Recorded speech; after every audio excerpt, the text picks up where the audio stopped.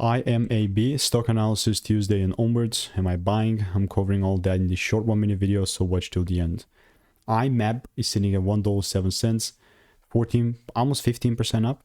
And the way that I'm just like observing this is, come here. Yeah, so beforehand it was just going down for such a long time. Had some increasing here, but then I don't know where pumped. And I'm not even exaggerating when I say I've seen this happen thousands of times. It's so similar to like a job, this ticker symbol.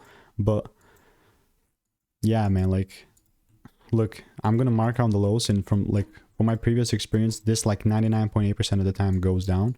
I'm not even gonna short it, you know, because the rules are still not being met. But my bias on this is just that it's bearish, at least of right now. It's only really gonna be bullish if it starts breaking above 163 or something like that. So with a full candle close, that is.